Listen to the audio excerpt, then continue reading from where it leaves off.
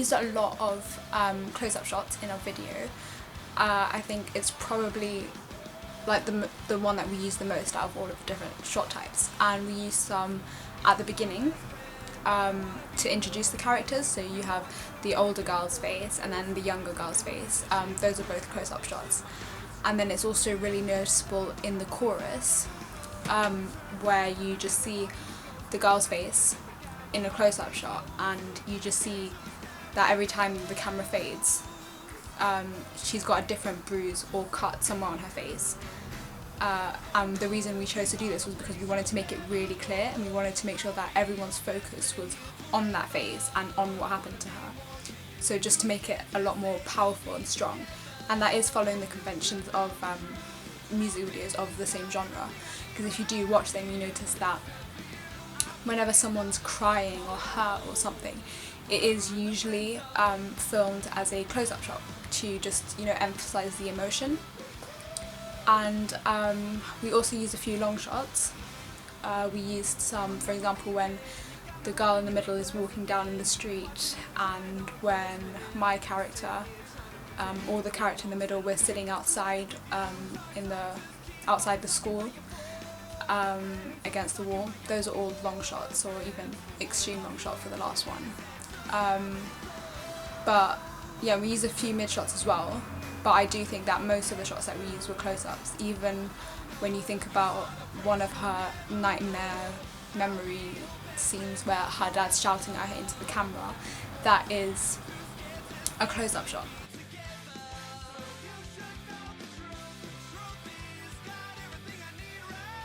And we also used low angles and high angles. So for example, in that shot, that was a low angle shot, and the dad was shouting into the camera, so it was sort of like a point of view shot as well.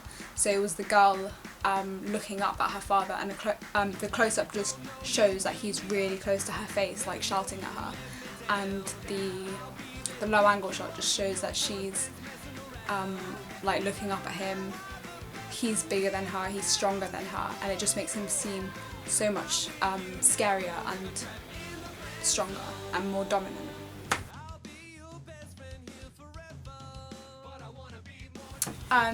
In terms of camera movement, I had noticed quite a lot in some of the music videos I was watching. So there was quite a lot of tracking shots and panning shots. I think there were mostly panning shots, I think. In our video, we don't have that many. We do have a few though. So like, for example, in the shot that I just mentioned where the girl was walking down the street, that is a tracking shot because the camera is following her as she's walking down. And it's a handheld camera and everything, and it was meant to make it seem quite stalkerish, just give it quite an uncomfortable feel.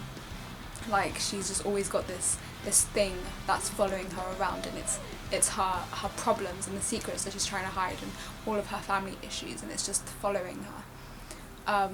So we did use a tracking shot that way. We didn't really use any panning shots or tilts.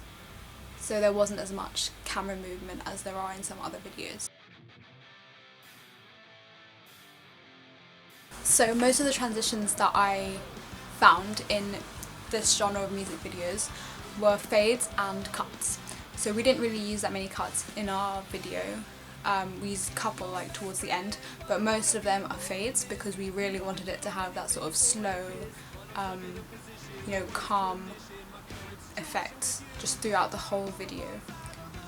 But we did also use another transition type, which I think was called Bloom, and it really contrasted with the fades because it's just sort of like a quick flashing sort of transition where it just like flashes into the other shot. And we use this for the scenes where she's lying in bed and she's remembering or dreaming about, however you want to interpret it. She's just these scenes where it's her father shouting at her or pushing her around.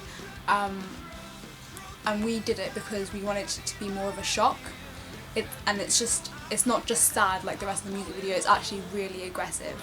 We wanted to add to that aggressiveness by using this transition type and shocking from the rest of the video, even though we hadn't seen it in any other sad music videos.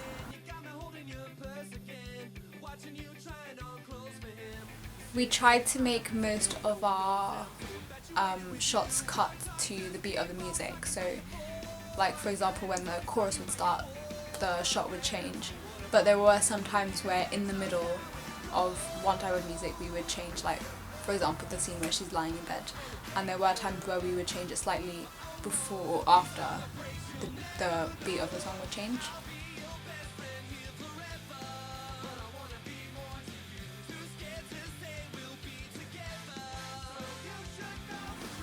So they also use a lot of colour filters. So black and white was usually used either to represent something that was quite bleak or sad, or to show something that had happened in the past. We use a bit of black and white in our video, which is going back to the past because it's in the final third of the video, which is supposed to be the oldest girl's turn. But rather than showing her, it goes back to the first girl, the youngest girl, who's watching her parents fight and then tries to step in and gets pushed to the floor. So all of that bit was in black and white because it's something that should have been at the beginning of the video but is actually at the end. We also noticed that sepia was usually used to show something that was quite old, or to give it a sort of nostalgic effect. We didn't actually use like a sepia filter, but we did use something that was called Combat, which is sort of the same, and it just makes it look quite old and rusty, and we use that for quite a lot of the shots in the video. Most of the shots, excluding the chorus bits, because we like the sort of oldish, nostalgic effect that it gives the video. We obviously didn't use any fast motion because it didn't go with our video type, but we used a lot of slow motion. That it was actually quite a big problem at the beginning because everything was in slow motion and there was just nothing, it was just too slow. So we broke it up with a few faster shots, some that were even, actually we did use a bit of fast motion in the scenes with the father and even a little bit towards the end. But yeah, because the slow motion was meant to just sort of make things more dramatic, and it's usually used in sad scenes or like really important scenes. So for example, the scene where you see the mother and father fighting, that is in slow motion. The scene where the girl's walking in the street is also in slow motion, but that was just to add to the whole just like uncomfortable and dramatic effect.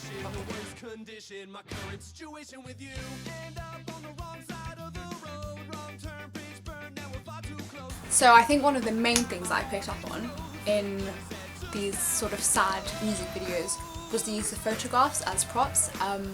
It's just, I think genuinely every video that I watched from this genre had some kind of photo in it, whether it was just a photo lying on the table, a photo that, you know, a close-up of a photo, somebody looking at a photo, or just walls just covered in photos. And I think it's because just photographs carry this really strong symbolism with them. They could mean so many different things, like it's just these moments of perfect happiness, of memories, and it could make you question things like, what is a photo, like, is that reality, or are you just posing in front of a camera? Is the reality that, you know, there is no real happy family like there is in the photo that we have at the beginning of our video? Every family's got its issues. No family is actually as happy as it seems on the surface. Or it could just be used as a tool to just to make audiences feel more sympathetic towards the characters, because they see that they do actually have this happy side. They're not just fighting all the time. They're just a normal family like anybody else, and it just brings this idea that they do have something to lose. They have this happiness that's been forgotten, that's been pushed aside, and it just creates a really big contrast with just having the picture of a happy family at the beginning and at the end, and then having all this fighting in the middle. I think just makes it so much more powerful, because it can just bring all these different questions to your mind. And that was something that we had noticed a lot in other music videos. There was also the use of rain. In most of them, there is a scene in the rain, whether it's just someone looking out of the window and you just see rain on the window, or someone actually walking in the rain. That was really common, and we used it in our own video as a form of pathetic fallacy, because it just adds to this whole like depressing, melancholic, sad mood, the tone that the video has. And it just emphasises it and just makes it even more sad. So we have one scene at the beginning where the older girl is walking in it, or walking in the rain, while the younger version of herself is at home watching her parents fight. And so it's just, we use that to just show that the fights that happened in her past, like her whole past life with her family, has affected her until like the present time, and it probably will always affect her, and it will always be part of her, and it will always touch her, and the rain just sort of added to this. We also have it at the end when there's another link between the youngest version of herself and her older version, when she's just sitting on the floor outside the school, and it's just this idea that she's just really hurt by everything that's happened, and the rain just adds to it and makes it even more sad.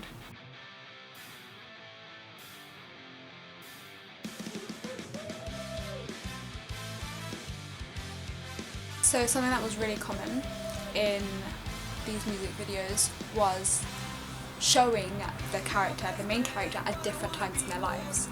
So this was something that I noticed in loads and loads and loads of videos. So whether it's just them still being adults, looking back at times like that they were with a partner or something that they've broken up with, or if it is taking them back to a time like in Kelly Clarkson's video for Because of You, she goes back, she sees herself as a younger person and relives her memories. So we decided to use the same thing in our video. So we have the same girl who's going through 3 different stages in her life, and initially we didn't want her to be really young at the beginning and much older at the end, but it was a bit too complicated for us to do. So we stuck to having these 3 characters who are, one's 11, one's 15 and one is 17. So it's still showing these different stages of like adolescence. The narratives also had a non-linear or cyclical structure. So there were loads of times where you'd see like the consequence of an action and you wouldn't actually know what happened until later on in the video. We've kind of got this as we have the oldest girl scene at the very beginning of the video. So you see her older, but you don't actually know her past story until you watch the whole video. We also have a cyclical structure in a way because we have a rewind at the end that brings it all the way back to the beginning. So you have the image of like the happy family at the beginning, and you also have it at the end. And the rewind was another convention that we noticed, and it was sort of usually meant to emphasize an action or to suggest some sort of regret. So we have it at the end of the video just to kind of repeat everything and just show that it's sort of like a loop, and that's why the cyclical structure was really important for us, because we wanted to show that this is like, it's always continuing, it's happening over and over and over again, and it will do until somebody steps in and stops something, because until she actually stops something and stops just covering up and does something about it.